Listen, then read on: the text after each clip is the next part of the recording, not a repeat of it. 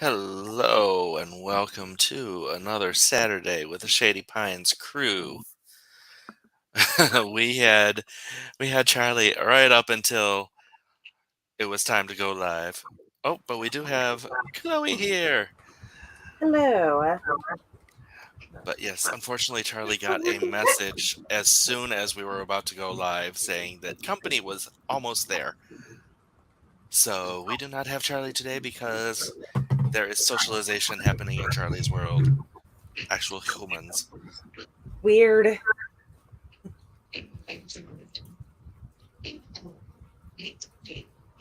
But Charlie is hanging out in chat until hubby gets home. Yay! And CB is here. Yay! And Sage says, rude. Very So, rude. how is everybody else besides me? I'm in a torrential downpour right now, which I think is starting to go on its way out. So hopefully I don't have disaster here, but it is pretty gnarly here right now. Gnarly. Yeah. I've done all the cleaning. Yes, Woo! I've done all the cleaning. Sage was going to join, but didn't add it to the family calendar, so husbando is doing pew pew games. CB says allergies are the freaking worst. They really are. Had to take 2 plague tests today. Dang. So I did lots of physical stuff yesterday, Gross. and my body is like, you know what? Today it should be a day of rest. Well, today was not a day of rest because I had not this one, but 2 streams on my plate, and my body is just like, no. You'll So survive this. I have faith in you. I have a feeling I'm going to be zombie tomorrow. What's his name? Unfortunately, with the leg, I am not sure what this is referring to. Physical activity. Oh, thank you. I am also too tired to actually deal Yeah, with the double waist got that.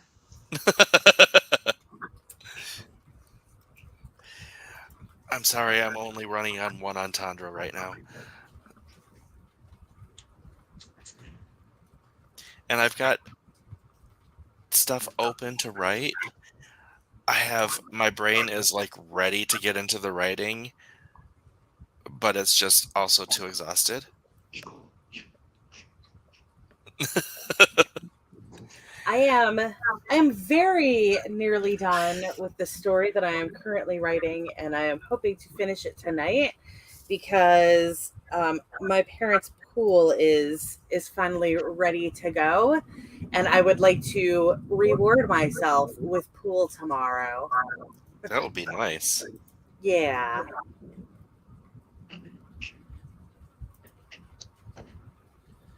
Oh, you know what I should do? I should find a timer. You're not on Moon Facebook. Bunny, I read and also write a lot of sci-fi erotica. So like that just sounds really literal to me. It just burst out of my fingers. Like that happens sometimes in sci-fi erotica.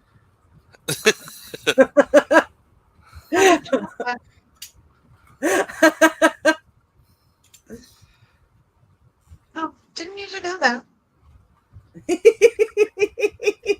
Yes, quite sploosh.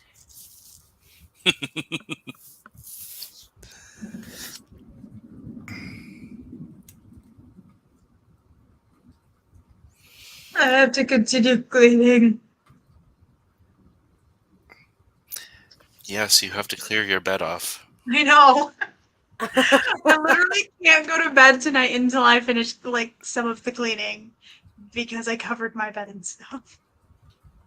Then you just like move it onto your chair. That's the system. No. And then when you get up in the like, morning, you move the everything from your chair to your whole bed. bed. The entire bed. Oh, okay. But I do actually have like half of it uncovered because a bunch of it was actually laundry. Because I did 4 loads of laundry this morning, folded all 4 loads of them. Plus, before I could do that laundry, I had to dump the clean laundry that was already in the basket onto my bed. But that is folded, and it's all actually put away Nice. in my dresser and in my closet. I'm proud of you. It's probably never happening again, but it happened once. Because of what my life is right now, I currently only own a single basket of clothes, and that makes things easy. I mean, I do have like, there's that like back depth of clothing that I just never touch that like, would potentially fill more than a basket, but realistically, I only have a basket worth of clothes before it is essential that I wash clothes. Okay, so I'm gonna be honest. Some of those clothes have been staying on my floor since the beginning of May and of April because I just now finally washed the uniforms from my previous job. Like Why the did you outfit I wash was, them instead of throw them out? well, the pants are actual just black jeans. Oh, okay. Okay. And the shirts are actually just blue polos. Okay. So like, I didn't wash the one with like their actual like brand and stuff, but I might ask my mom if she wants it. Because my mom works at a different location, but for the same store, like chain. So she can also wear it as part of Yeah, her work clothes. Yeah. That like makes sense. I might keep the blue polos, maybe, depending on I don't know. Honestly, I feel like nobody but me should ever wear them again, considering how much I sweat in them. Like they are permanently stained, y'all, because they only gave me 2 shirts. Oh, okay. But here's my next question: will you wear them? I mean, I have this weird thing where sometimes I'm like, I'm gonna look weird and wear polos for a hot minute here Okay, today. that's totally fair. As long as you do see yourself wearing them in the future, that's totally fine. I'm not going to judge you for wearing If I polos get another whenever. job that requires me to look semi-professional, a polo. There you Conspiracy. go. Just be very careful because sometimes you wear that stuff and you're I'm never not wearing it into thinking, that store. Yeah, and you go into that yeah. store. Walmart. Because Walmart and that store have the exact same shirts. I think Best Buy as well. Theirs is a brighter blue, Oh, I okay. think. Yeah, but the customers aren't going to notice that. They're just going to No, see that blue polo and be like, "You work here." but I don't. But you do. I am extremely lucky that with the job that I have, the position I'm in, I can wear cardigans over my work shirt. And also my work shirt is a gray polo, which is not the same shirt that most departments wear. A couple departments wear the gray polo, but like it's not most of them. It's not the shirt that people generally think of for the employees. And also, I've got that cardigan over it, so you can't even see it from the back, which makes me totally comfortable shopping after work, and I do not get harassed. Nice. Yeah. Oh, and the logo is not visible because for some reason there's only a logo on the sleeve now. So obviously that is completely covered. Yeah, these polos do the only spot where the name or logo is on is the tag inside the shirt. Oh, we used to have just like white button down snap shirts. Um, because bakery, it's weird because they always said that the snap shirts were for safety purposes. In case like I've actually witnessed this happen in case like there is some disaster at the ovens and you end up with a hot pie on you. So you can take your shirt off quickly and not burn because it's better to be naked than burned by pie guts. And for some reason, this last year they switched us to these polos, which are just normal polos, and there is no way to take them off if you're covered in hot pie. I tried so hard not to say like pot pie through that entire thing, but here we are.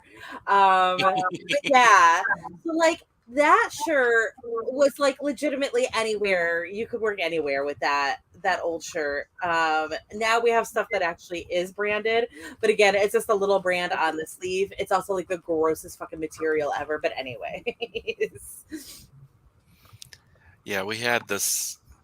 So the shirts they got us had us wear for the pet store. They were also blue polos, but the material was very, very moisture wicking. It was like sport shirt type of stuff. It, I swear, if I had a shirt like this, I would keep it like that was not branded with the company because they were real nice and I was actually impressed with the quality.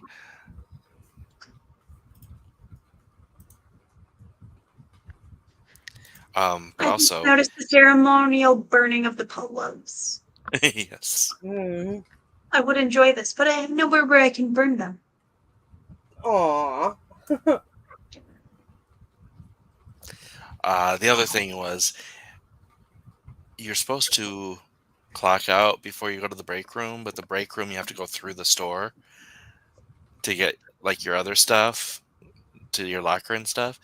So always wear a t-shirt underneath so you can take the work shirt off in the clock out room so you don't get customers coming up to you as you're trying to Yeah. leave the store. Can you help me That with no? that's why a lot of people won't won't clock out until they're in the break room or stepping out the door. Yep. Because if I'm gonna get stopped and asked questions, I'm gonna get paid to answer those questions. Yeah. Because I'm not an asshole and I'm still gonna answer the questions. I learned my lesson the one time I clocked out in the back of the store and then tried to walk to the front the moment I left the back. Somebody asked me a question, and it was when we were having massive staffing issues. And I ended up literally wasting 20 minutes of my break helping that customer because I literally could not find a grocery employee. Like that was the worst part is it wasn't even my department, so I couldn't answer the questions, but I also couldn't find anybody who could answer the questions, so I just like went on this wild goose chase with the customer. 20 minutes gone. Gotta love it. Yeah. Okay, I just got to the place I needed to get in the game so I could close it. Woo. So I can actually, maybe, write during this sprint, I support which that. I was not expecting to be able to do. Excuse me. What? I'll start. What? Aggressive. What? The sprint, just like all of a sudden out of nowhere sprint. I need a Like I'm ready for a sprint, but like not that ready. Jesus Christ. Why I need a does captain go press. full screen equal play the fucking video? Right. Those are not the same thing. But I think we're ready to play the fucking video. Are we ready to write and clean?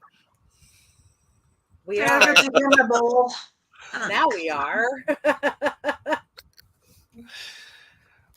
And I actually had thoughts about my Pride and Prejudice story, so I'll be working on that. I had everything this week fall back into place. You know, when you get into that mode where you have like 3 projects going and your brain is stalled on all of them. Yes. Well, the Pride and Prejudice one opened up this morning. Um, was 2 days ago that ooh, we have a boop. Whew. 2 days ago Hello. that the person who just booped in helped me break through the wall on another project of mine. Whew. Hello, Sage. Howdy. So no poo-poo games anymore? No, he's not feeling very well, so he dropped out of the game. So Aw. here I am. Mr. Sage feels better. I'm sure he will.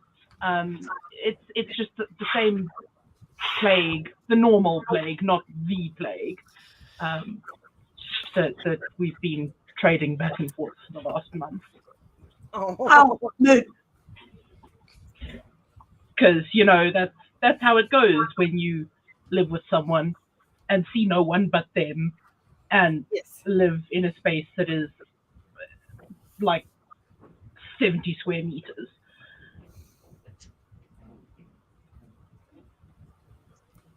So, Are we ready to Let's do the do ready as it. we'll sprunking? ever be. Then we will sprunked in 3, 2, 1, go.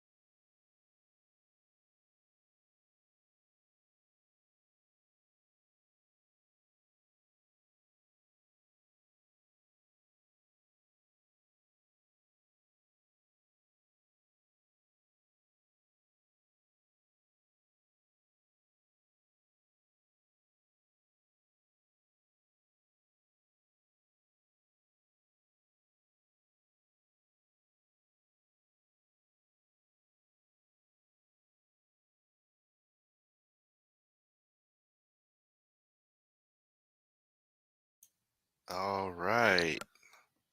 Sprint number 1 is complete. I got out the chisel and went to work on this piece. Whew. I got a couple paragraphs, small paragraphs written, but mostly it was trying to make coherency happen.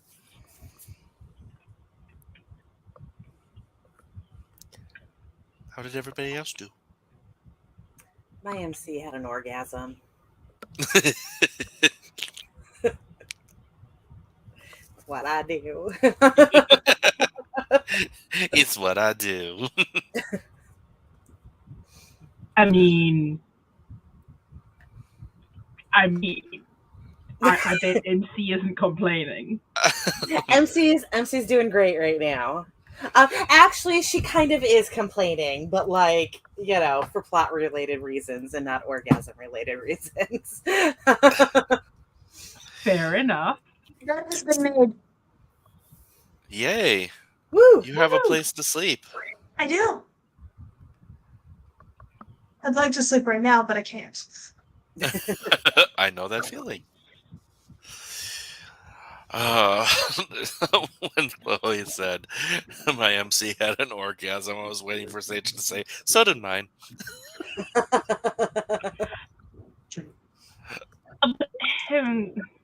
I'm not working on the smooths at the moment. Oh, So, also, a stranger walked extremely close to me because I'm in a camper, so there's not like much of a wall here. And he was walking on the cement little patio that they give us. But it turned out that I think he's just a worker here and was checking on the drainage ditch because, again, massive rain just happened. But it's like, oh, hey, stranger, like an inch away from me. But it did let up. Yes, yeah, it is. I think officially done now. If not, it is drizzling ever so slightly right now.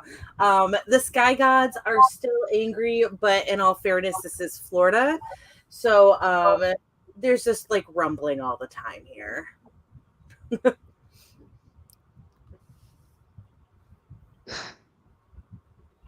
CB got 61 words, which Woo. is pathetic by her standards. That's okay. But sometimes you have to let the standards relax.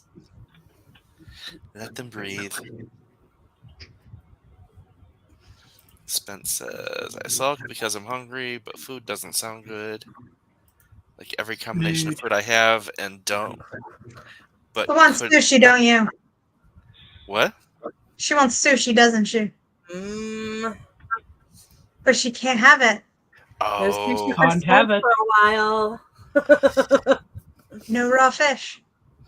No no fish. sushi for a long time. I mean, not that long. You make it sound like it's decades. I am correct. She does in fact want the sushi. But she likes I think they said she likes like the salmon ones that have like salmon on them. She doesn't want to cook. I want my raw salmon and rice. Yup. Raw salmon and rice. What about the imitation crab meat? Like, are you asking if it's safe or if Yeah. Spence wants that? It is safe, I believe. It's fully cooked.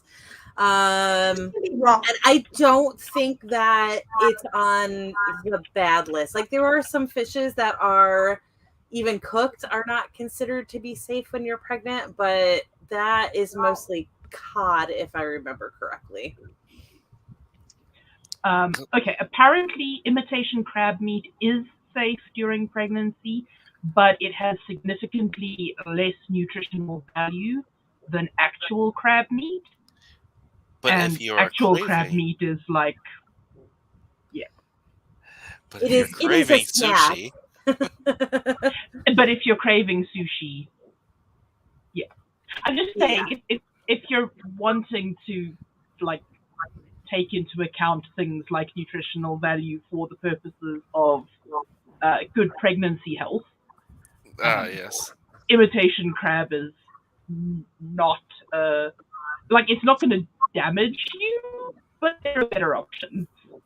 But if you're just dying for a Philly roll, we got you, boo. She says the imitation crab doesn't taste good.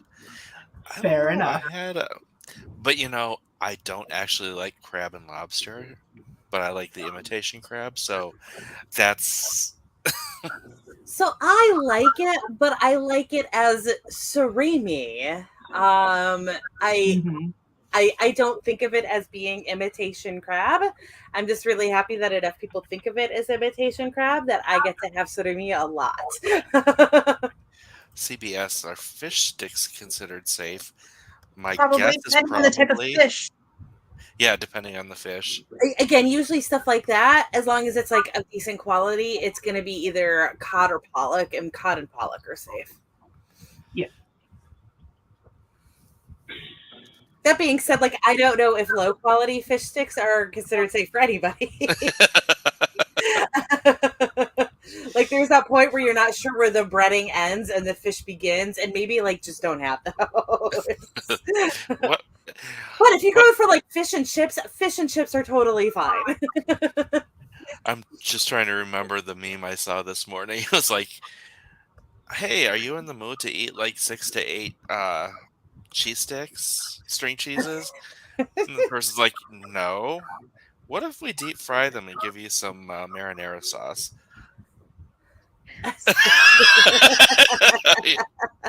Cat just lit up. I love I- Also, I cannot think of fish sticks without immediately thinking you're a gay fish. South Park. yes. Also, I cannot think of Kanye West without thinking you're a gay fish. Specifically, Yep. making out with a grouper. Thank you, South Park. Yep. Phoebe, they're called fish fingers here as well. And they are one of our favorite midweek meals. Because we want proper fish, but we are way far inland, and there are trout farms around here, but I'm not paying for trout. Spence says big/older fish have a higher chance of containing mercury, so it's basically Call of Duty is the only fish I'm super comfortable with eating. God damn it. You're welcome. I so saw that coming, and I still wasn't ready for it. Okay, so now I gotta ask with these fish fingers though, is obviously like none of us have points of reference. Most of us don't have points of reference for like how these translate in other countries. So would you say that your fish fingers also like if they are not the best of quality are basically you can't tell where the breading ends and the fish begins, or do they tend to be better quality than that where you are? We tend to have better quality than that. Okay. But you definitely do get those ones. But I don't buy them. Perfect. I've only ever had them at a friend's house, and that friend was. We don't really have social security and social welfare, but if we did, they would basically have been a food stamp family. Yes. Yep, that makes sense. Okay. Yeah. Ours, like even the name brands, unless like they're really good name brands, but like the main name brands for fish products, even they are pretty much on that edge of is it breading, is it fish? I'm not really sure. So I think I have had store-bought fish sticks or fish fingers like max twice in my life. Because my dad likes to fish. And so growing up, if you wanted fish, you walked to the freezer, pulled out a frozen bag, tossed it in the sink. Yeah. And yeah, dad would make you fish.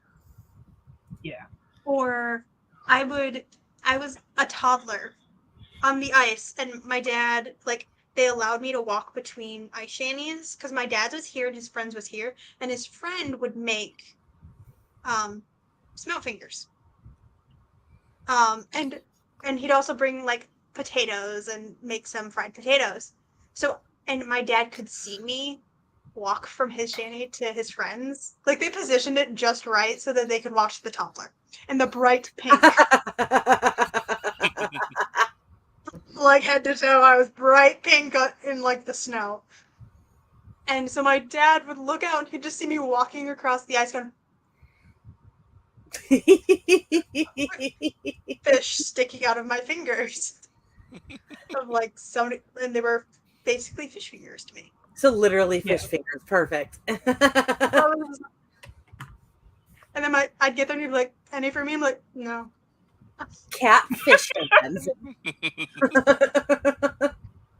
Yeah. I mean, I grew up on fish fingers because I was raised Catholic in a family that still did no meat on Friday, no meat on any of the high days, holy days.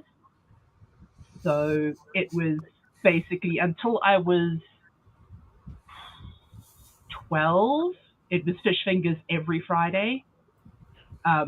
My parents would have like a respectable fillet of hake or, you know, salmon if they were feeling particularly fancy.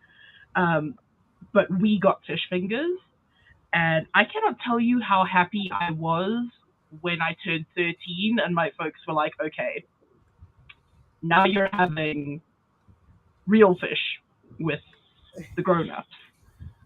It was a pivotal moment in my life. And then a year later, I went vegetarian and was just like, what is this shit? And my mom was like, well, you can eat what I cook for you, or you can cook for yourself. But I'm not making a separate meal for you.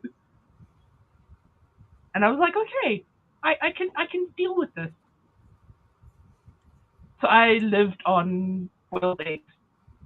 I've been like, I guess I'm 6 months. pescatarian for a day.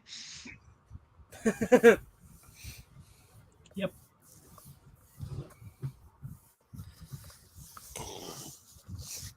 I am probably going to have to hop out after the next sprint because I am suddenly hacking up lungs here. I thought you had to mute yourself because I chuckled at something that could have been taken dirty and that set you off. No, I'm literally just trying to keep my lungs in my chest at the moment. Coward. They're more fun on the outside.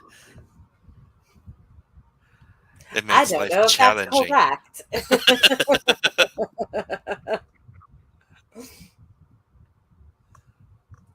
No, so because I'm pescatarian, my favorite time of year food-wise is actually Lent, because that means that all of the fast food places that actually do good fish sandwiches have them back for a limited time. And that limited time, of course, is Lent.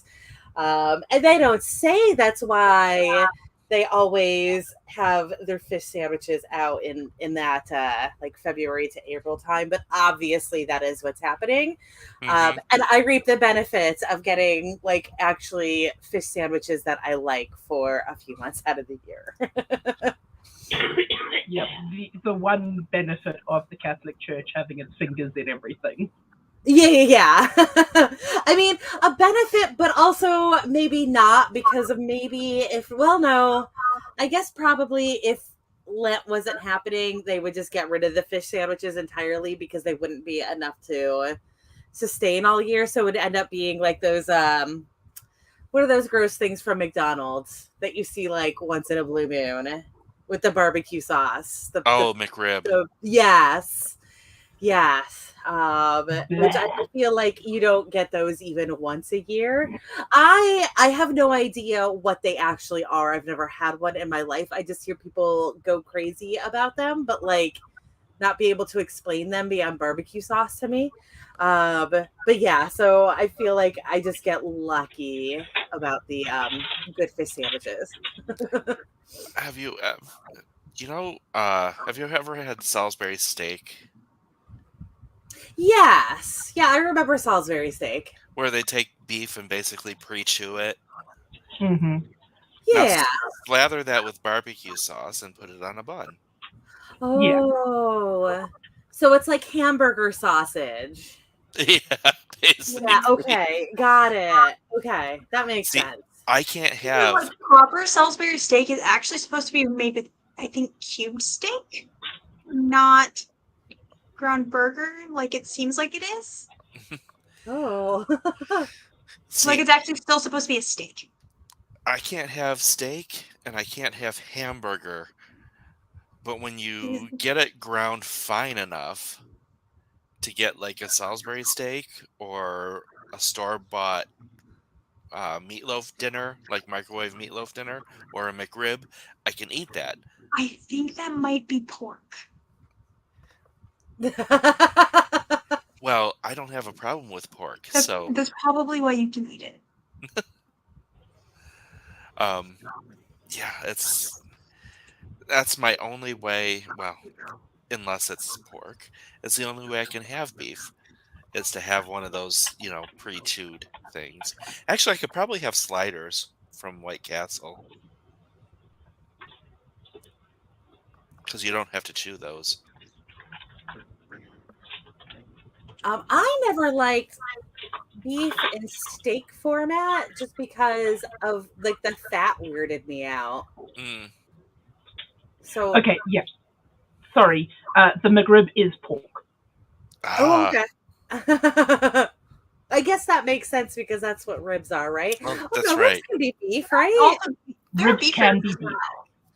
I feel like this makes me sound like an idiot, but I have not touched any of this stuff in almost 20 years. So I occasionally have dumb moments with it where I'm like, I should know this stuff just for like existing, but here we are. Either way, my point still stands. It is meat that is mulched and reformed. Yeah.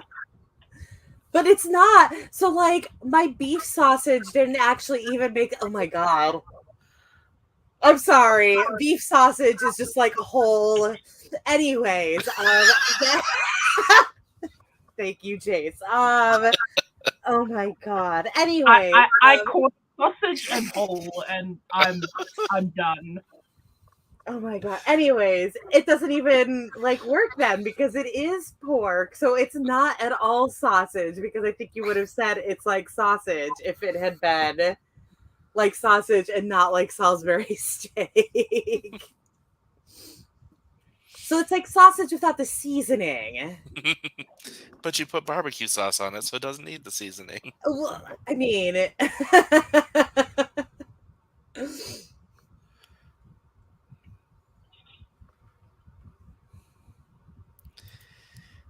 CB says, I make Philly cheesesteak with sizzle steaks and steaks with cheese sauce on a bagel.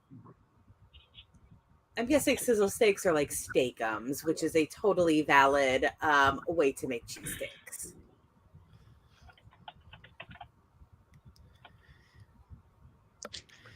Although, knowing the Philly cheesesteak and how purist they are about it, cheese sauce would make them very, very angry.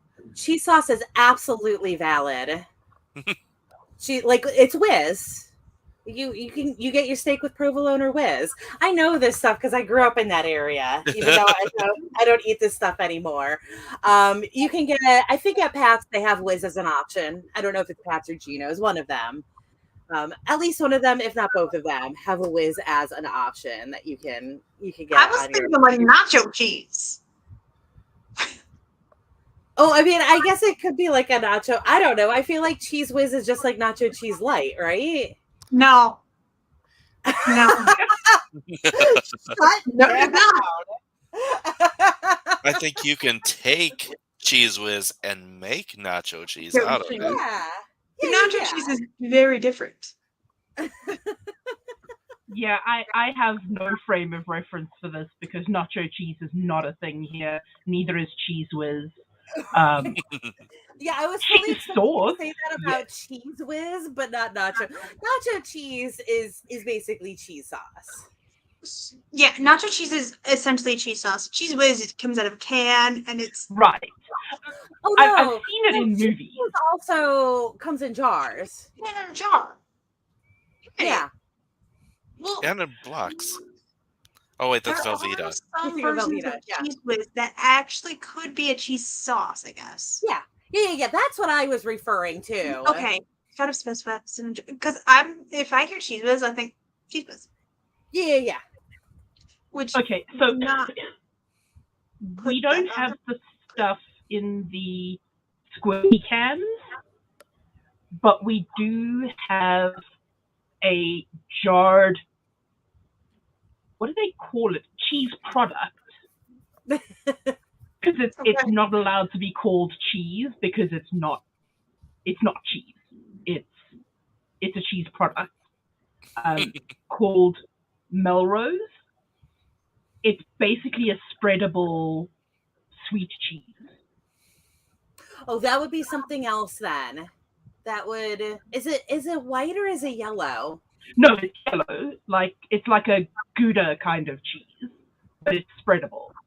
You said it's sweeter though. Yeah, it's sweeter than a normal Gouda would be.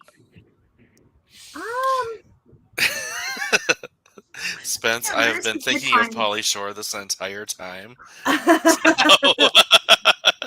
It's the Leaning Tower of Cheese. now I'm wondering if Cheese Whiz actually is sweet. We just always use it on savory products, so we don't think of it as sweet. But I would say I it mean, is sweeter than Gouda. The, But like it's not as Melrose, sweet as the cream canned cheese. cheese you can eat with Oreos, and it really is surprisingly delicious.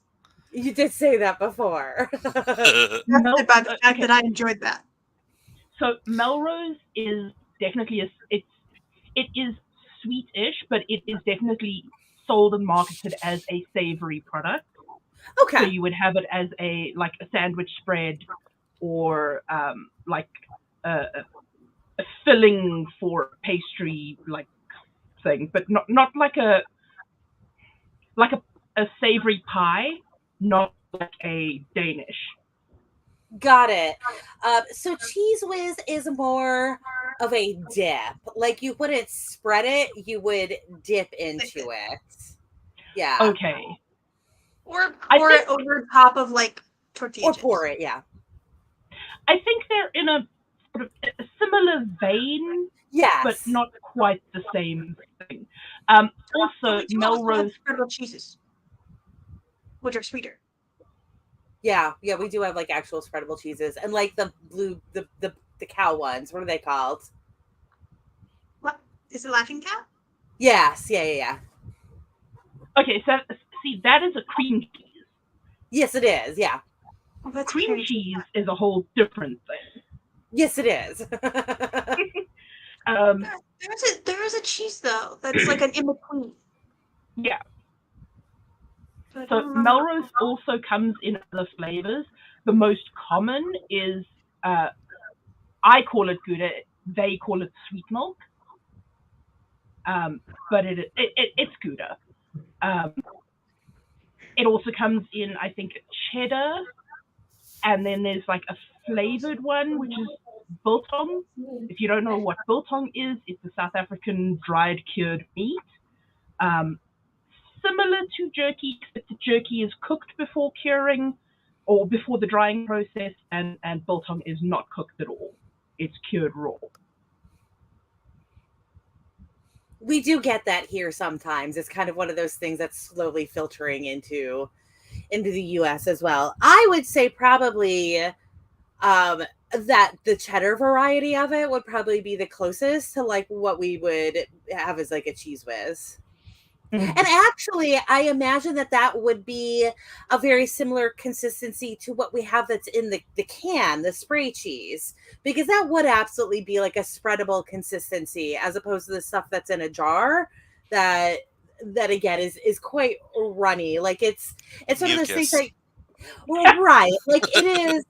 it is solid, but like you wouldn't spread it. You would warm it or mix it with something to soften it, but it wouldn't spread on its own because it is, to like use the grossest terms imaginable, it's like a cheese jelly consistency. So it's a Um, non-Newtonian dilating fluid. yes, yes, absolutely. You could walk on this as long as you slapped your feet down hard enough. Okay.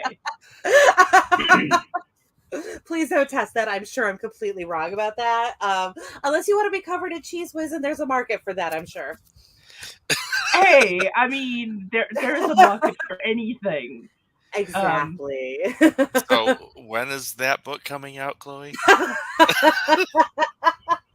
I mean, don't joke about that because it's going to happen now. Chloe Tingle. I was just thinking.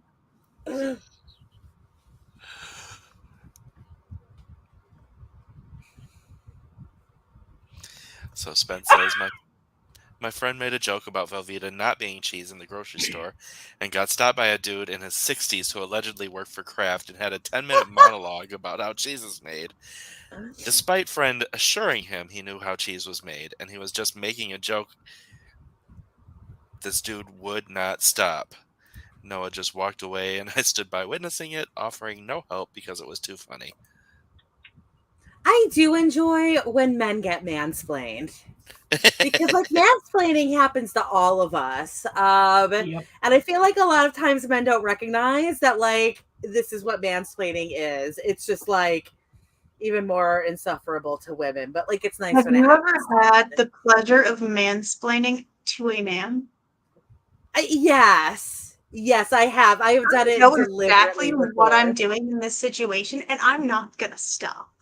Oh no, like I have done it to men who were trying to do it to me, where they are trying to explain something to me that I fully understand. So I'm like, no, no, no, no, let me tell you how this works, fully understanding that they know how it works as well. But like, you're not mansplaining to me, I'm mansplaining to you. So we had a pharmacist back at the hospital that basically you didn't want to be caught alone with him when he is checking your stuff because he will explain everything to you. And I don't mean like what he's doing, I mean everything about everything. But not about the drugs that you do legitimately need explanations on sometimes. Oh, it's all about the drugs, but not things that we need explanations on because we either already know it or it's pharmacist stuff that you need a degree to understand and we don't care because we were techs. Oh, right, because you're not the patient. You're just like getting it. Yeah, got it. Yeah, you don't need to know all that. Got it. I'm back. I get it now. I don't need to know the molecular composition of this drug that I'm taking the pills out of a bottle and putting it into a tray. I, I, I need to know that I labeled it correctly. Yeah. Oh, so Spence, it was a mansplainer getting mansplained too. Hmm. Yes. I love that. Me and that old guy are kindred spirits.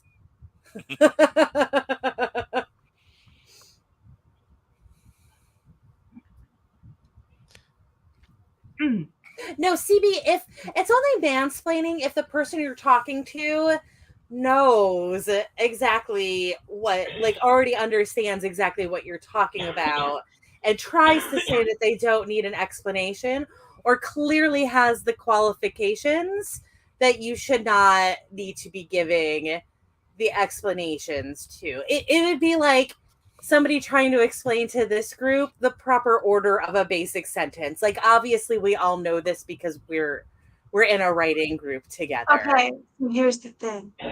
I'm crap at this.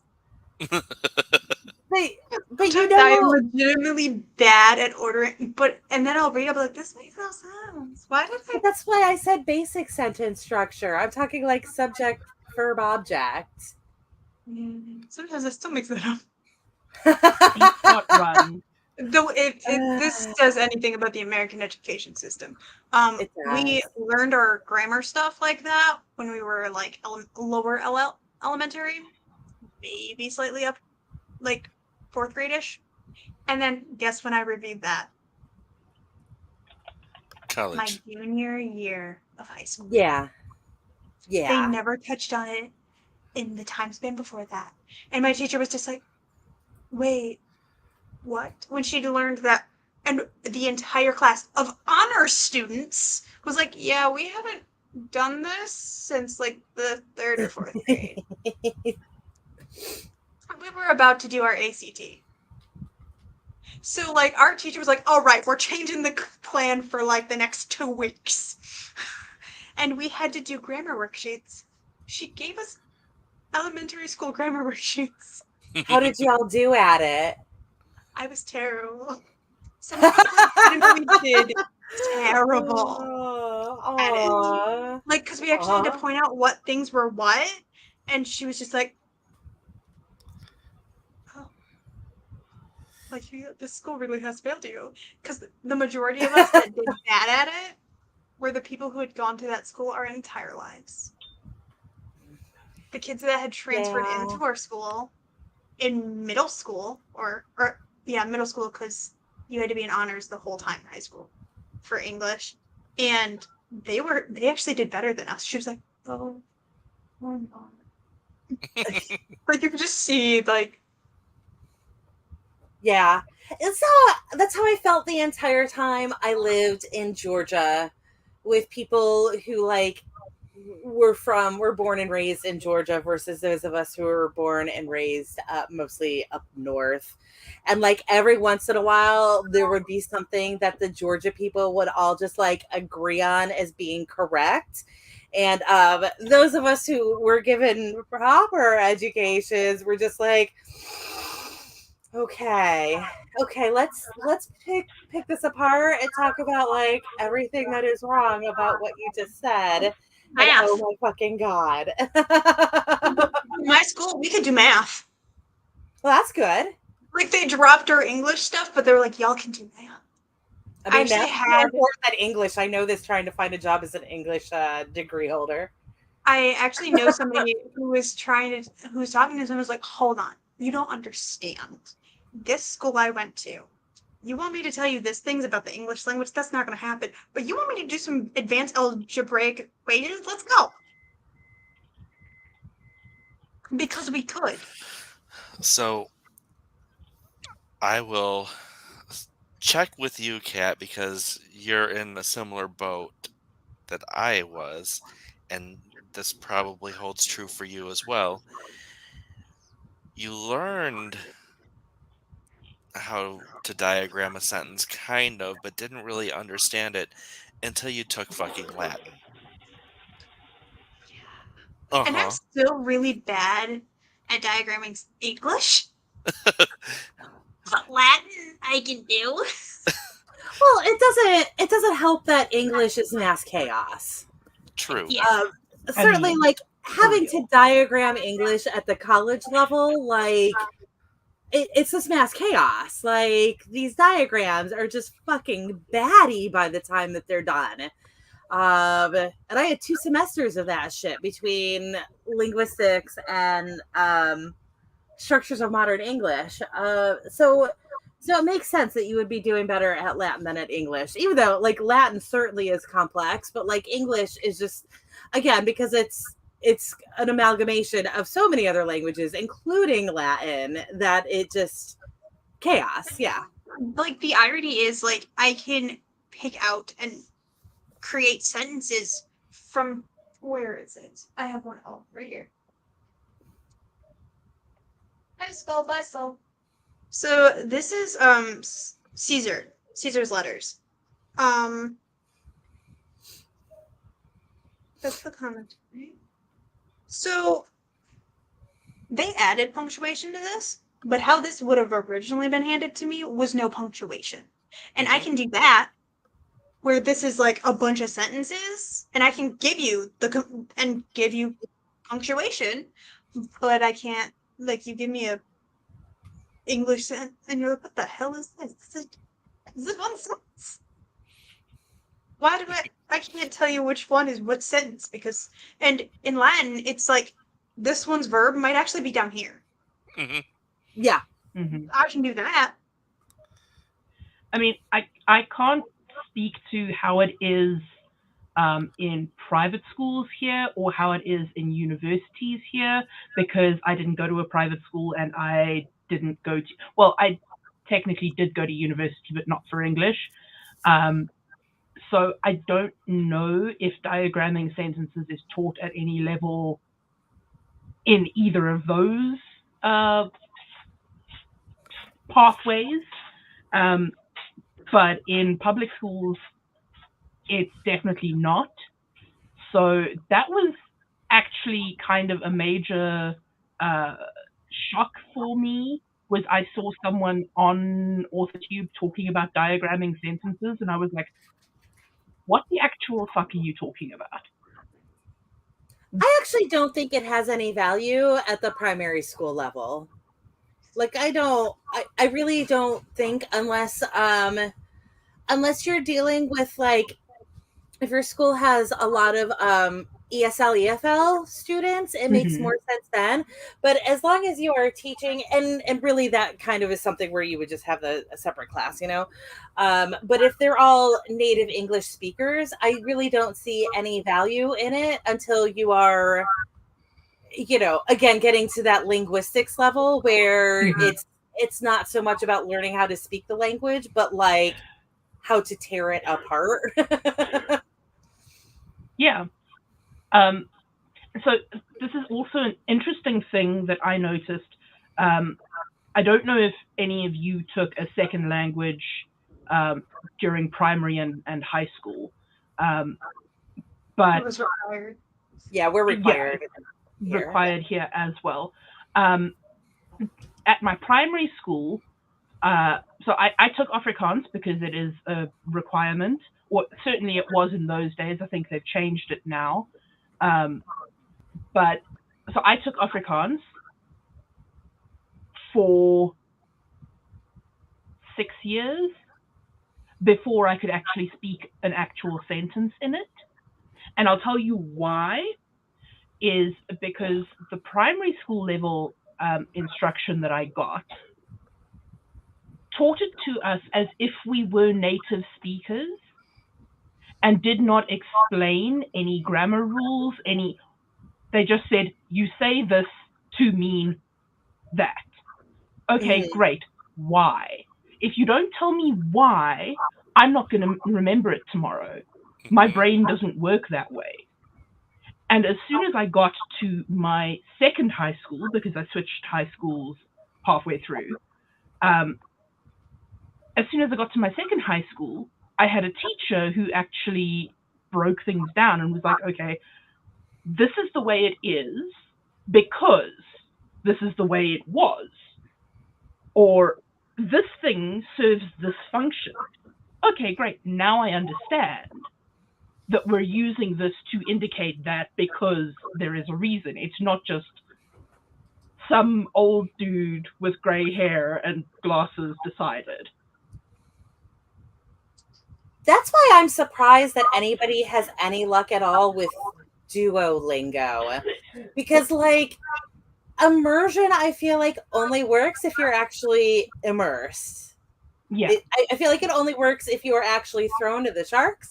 And, like, if you had been thrown into a community where they only spoke Afrikaans, you probably could have done it pretty quickly. But, like, if it's an hour a day or whatever the schedule is, it just... you don't learn that way. Like, you have to be taught a completely different way.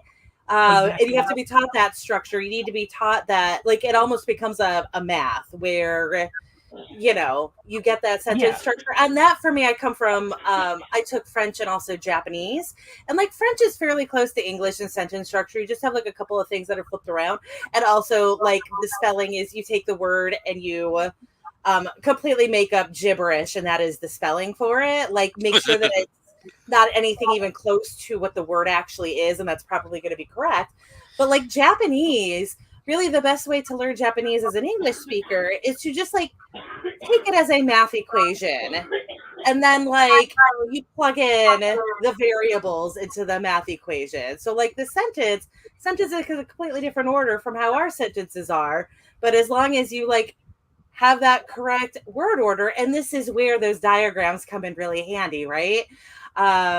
Once you have that word order down, you just got to plug the right words into that word order and you get a sentence that makes sense.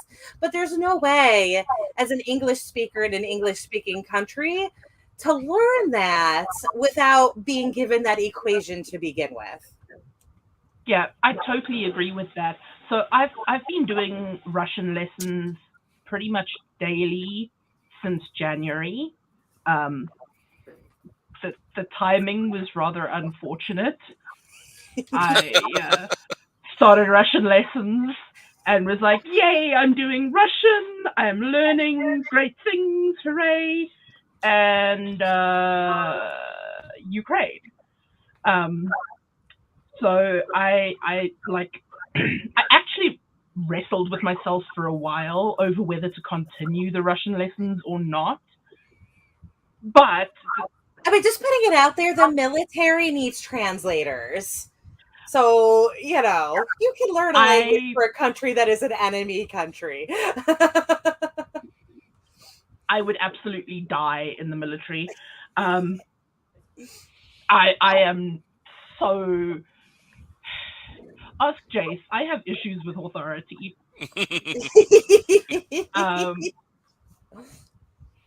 I'm just real squishy. Well, there is that as well. But basically, I was talking to some friends of mine who are also learning other languages, and we basically came to the conclusion that just because the Russian government is being, well, assholes, doesn't mean that the Russian language, the Russian people, or the Russian culture are automatically bad. Yeah. So I've continued with my Russian lessons, funnily enough, through Duolingo. And the reason I did it through Duolingo is because it's free, and I wanted to see if I could build the habit before I pour money into a proper Russian course or Russian tutoring or whatever, because they are not inexpensive. Right. Like, most of the things I'm seeing, $10 a month I can do. $25 a month is a little bit kind of on the outside edge of what I can afford.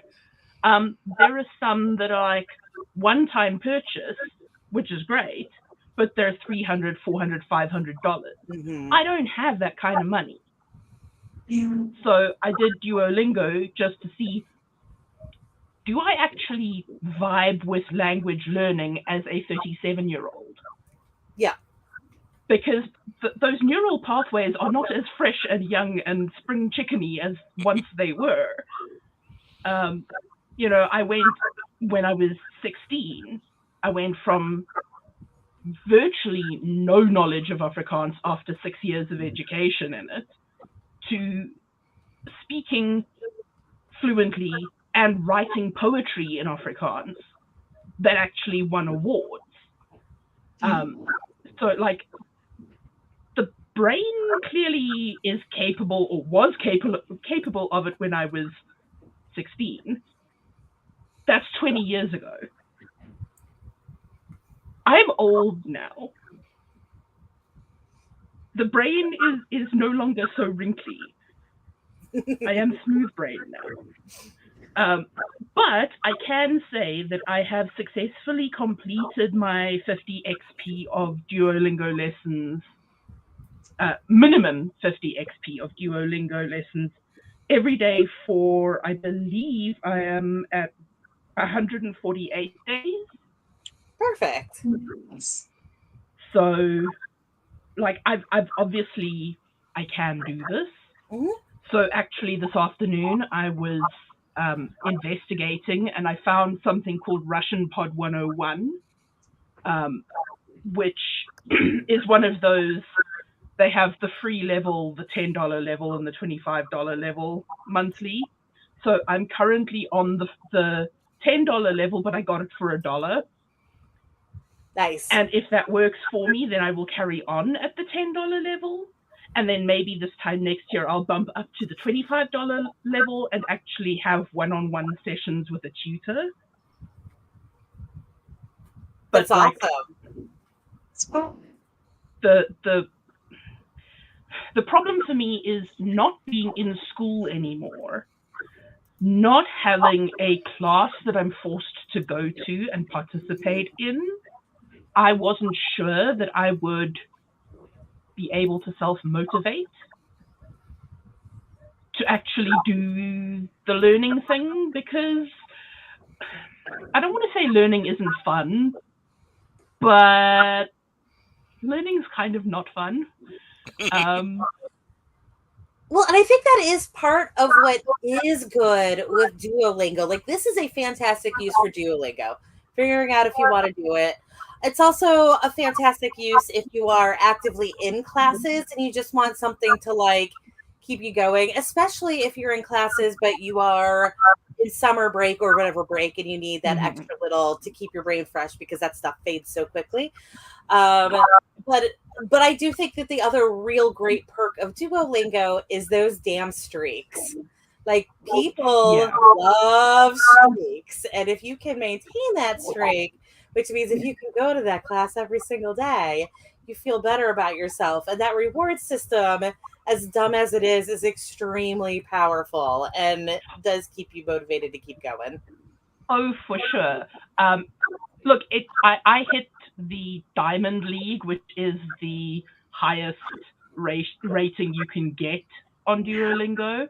I hit that about 3 weeks ago, and I've been solidly in either Diamond or Obsidian, which is just one down, for the last month. I have one top 3 finish. I actually finished top for the week once, which, like, it's so stupid. There is no... What am I celebrating? But I'm celebrating the fact that I beat however many other Russian students. Yeah. And like, by contrast, right now I'm taking a class in Affinity Designer, and it's something that I want to do. I want to learn how to do this. I really do need to learn how to do vector art. If I can actually pull vector art off, I will be able to do my own book covers in like a better way, because thankfully that is where romance has shifted to. So as long as I can do it, it is, you know, arguably an easier way to go about doing book cover art than to try to find the photos in Photoshop. Because like, I have no problems doing most basic Photoshop, but like getting those photos, total goddamn nightmare. So like, if I can pull off learning Affinity Designer, fantastic. And Affinity Designer, if anybody doesn't know this, is just Affinity's version of Adobe Illustrator, and it's pretty dead on as a dupe. It's just ridiculously cheaper. But anyway, so I have a class for it. And like, I had a week there where I was working on it like an hour a day, and then something happened. Oh, I broke the seat that I'm currently sitting on, and so I couldn't sit here for 3 days, which meant that I couldn't work on it. And now we are a week out from my seat getting fixed, and I still haven't opened up the class since then.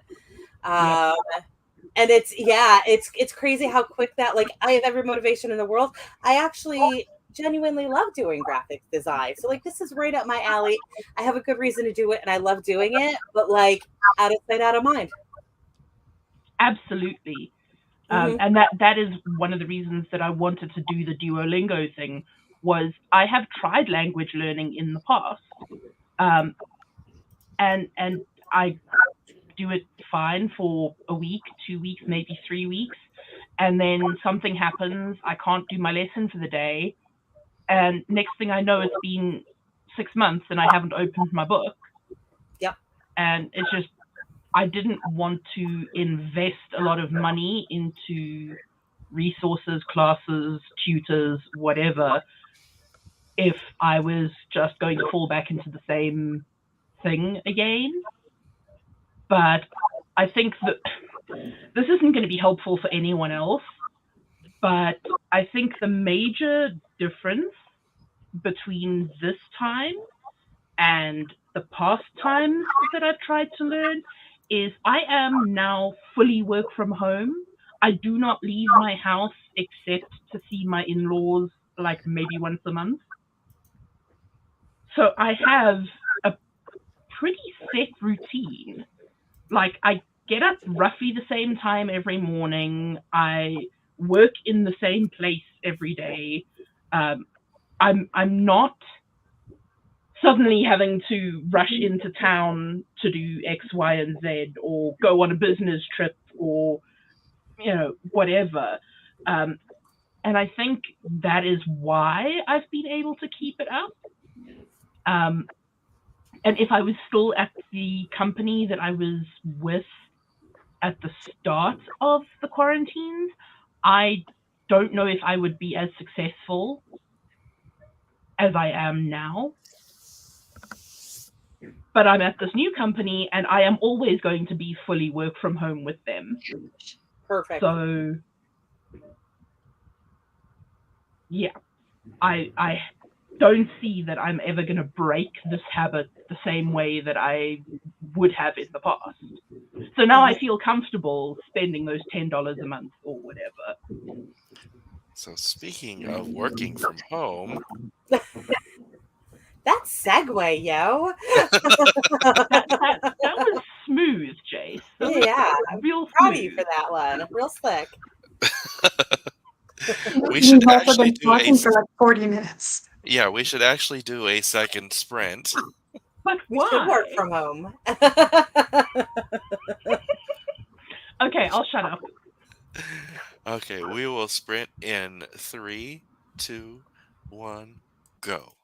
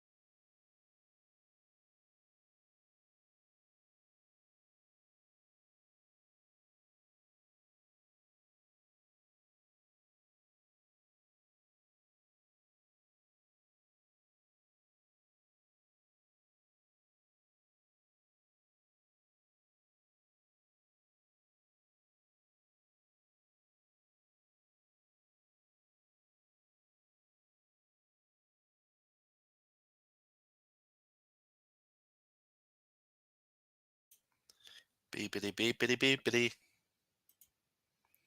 We have finished another sprint. I did not do so well this time.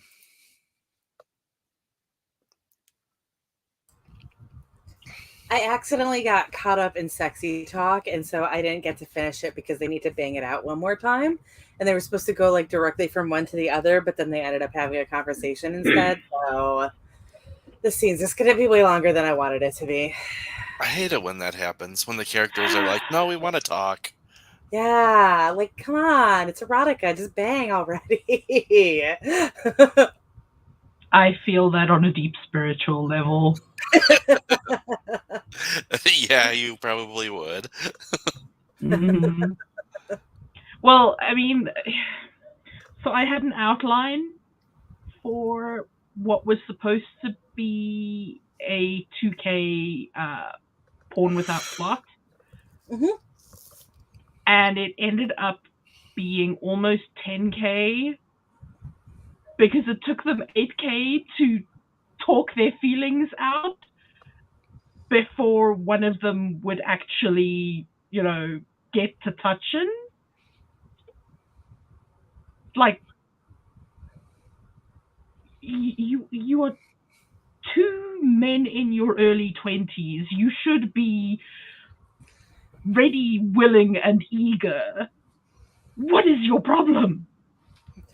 All Feeling. of the people in my medium circle are all like, you need to write 800 to 1,000. And I'm like, no, you don't understand. I too want to write 800 to 1,000. And yet somehow every flipping one of these ends up being 3 to 6,000. Mm-hmm. I miss the days when I was an underwriter. Never. That's kind of why the Pride and Prejudice anthology is fun for me, because I actually have to go back in and say, okay, this is too long. Mhm. Whereas the stuff I write normally, I don't fucking care if it's too long. Because this isn't, I don't write like trad pub, so I'm not going to, get rid of people if if, it's 300K. Yeah. Mm-hmm. Those limits on what the readership has the attention span for is trad pub bullshit. I mean, there are fics on AO3 that are more than 1,000,000 words long. Hmm. The audience will pay attention for as long as the audience will pay attention for. It's trad publishing is all about profit and loss. Hmm. It is all about what they think they can market. And more and more we are learning that trad pub actually doesn't know shit about what they can market. No. So, I mean, I have spoken to people who have been in the publishing industry who have said to me, we are all just guessing. We can Well, make it's educated guesses. We can look at past trends and kind of try to puzzle out what might be the next trend, but it's the stock market just with books. it's also that old joke of the, like, well, we don't think this is going to sell, so we aren't going to buy it so that we can sell it. And then it doesn't sell because they didn't buy it, so they never tried it, and they're like, look, see, it didn't sell. Mm-hmm. And then the shocked Pikachu face, like, Self-fulfilling prophecy. yeah, like, if you don't try to sell it, and by try to sell it, I don't just mean like, pick it up and throw it on Karina and let it live its life, but actually like attempt any sort of marketing with it. If you don't Mm-hmm. actually put effort into selling it and you expect the author to do all the effort even then, how can you possibly use that as evidence that it didn't sell? Yeah. But then, like, I write in a genre where, like, I have people constantly ask me, well, why don't you go traditional? And I'm like, well, if we pull up Amazon's top 100 for paranormal romance right now, we got Nora Roberts sitting on there, which, like, I mean, I really can't even call, like, I realize that there are paranormal elements in the stories that are there, but, like, equally, like, that's not the paranormal romance market, right? Like, she's writing paranormal into contemporary romance. You've got that, and you've got, J.R. Ward and maybe one or two of the ladies who have been writing paranormal romance since the days of trad being the only option. And then the other 95 books on the top 100 are all self-published or, small press published. But when you look into it, it's really them just like naming themselves as a publishing house. Like they're and like people are like, well, you can't make as much money because you don't have the name of a house behind you. And like, well, they don't do any marketing for you anymore. And like, trust me, these people are absolutely making money off of it. And a lot of them aren't making a bunch, but a lot of them are. A lot of them are, 6 digits with, their indie books.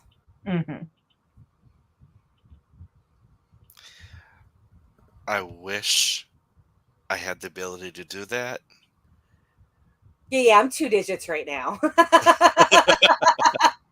I stopped marketing because everything in my life, and now I'm a 2 digit. Well, also there's the being able to produce enough books to build some steam. My books are generally, I mean, yeah, if you're producing 50K after 50K after 50K, that's one thing. But if you can't keep it under 100K, that takes some fucking time. Well, I mean, I'm just gonna put it out there that, like, a lot of us, right? I mean, I've been writing really short, but like my last couple of series have been fairly short. I do have the longer stuff, and like, if you do want to write the longer stuff, that's totally fine. You just need to have a couple of those reader magnets. Like, you just have to cave and write a couple of the like 10 to 40K things just to like have those to throw out there into the world to attract readers. If only I could think so small. Yeah, you just got to figure it out. I'm not saying like it's an easy thing to do necessarily, but certainly it is an option for all of us. I go in with a 10K mentality and come out with an epic series. Yeah.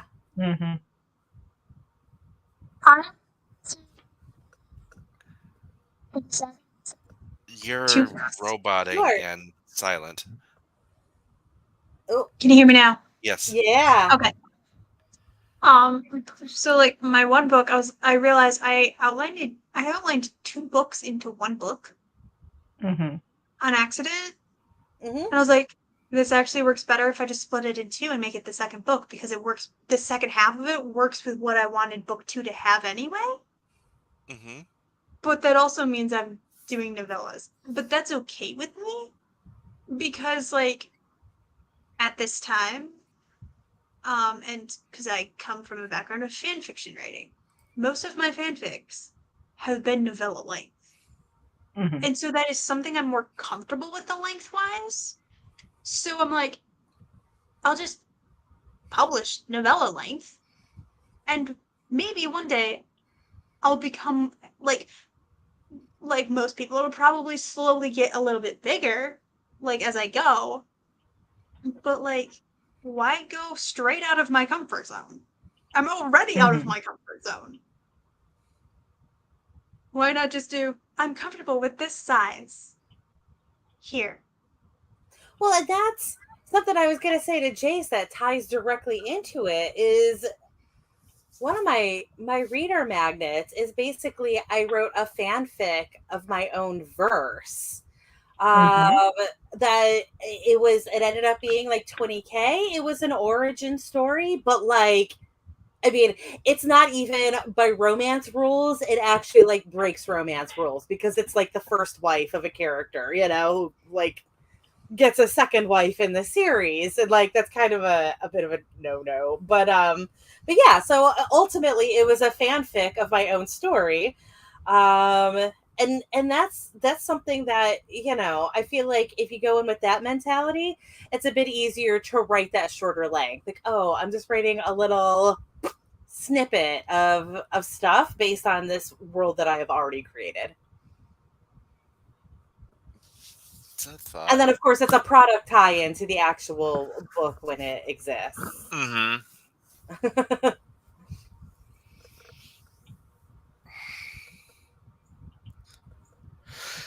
Oh, my brain. I'm starting to zonk. Yeah, I It's 6 o'clock. completely zoned out.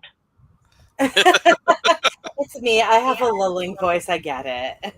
No, it's midnight. Yeah, you should go to bed. Yeah. I should, because I have work in like 8 hours. Yeah, you should go to bed. I should, but I'm not gonna.